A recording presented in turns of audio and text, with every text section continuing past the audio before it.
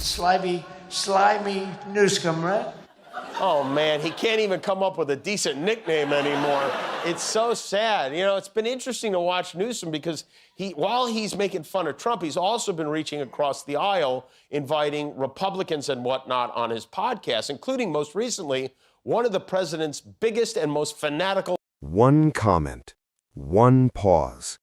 8 seconds that froze millions of people in front of their screens. Barron Trump thought he had the perfect moment to show off during a live broadcast. What he didn't realize was that Jimmy Kimmel was waiting for the exact opening that would flip the entire room against him and pull a secret into daylight that left even Donald Trump struggling for breath. In the world of national politics, where image is everything and every word is ammunition, a single insult doesn't just sting, it opens a door. It creates a crack wide enough for a truth someone never planned to reveal. And when that insult comes from a son trying to impress a father who lives for the spotlight, the fallout can be volcanic. That's exactly what happened during a high-profile televised forum on media integrity. Donald Trump sat at center stage, playing the role of statesman, with 19-year-old Barron beside him, presented as the fresh new face of the family line. The energy in the room buzzed, cameras rolling, lights bright, every seat filled. To everyone's surprise, Jimmy Kimmel was moderating, not with jokes, but with a calm, serious tone that made people lean in. He turned to a respected journalist, an elderly woman whose career covered 5 decades of American history, and asked for her perspective on truth in modern reporting. Before she could speak, Barron cut in. He leaned forward, voice steady, posture rehearsed, confidence dripping from every syllable.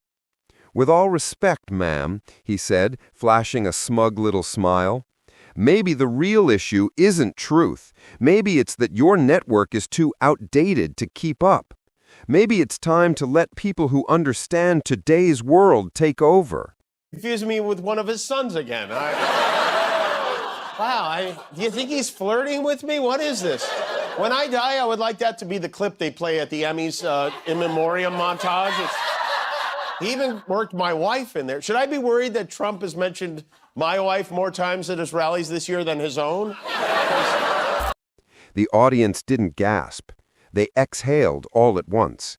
It was a cold, dismissive dig, ageist, arrogant, straight out of his father's playbook.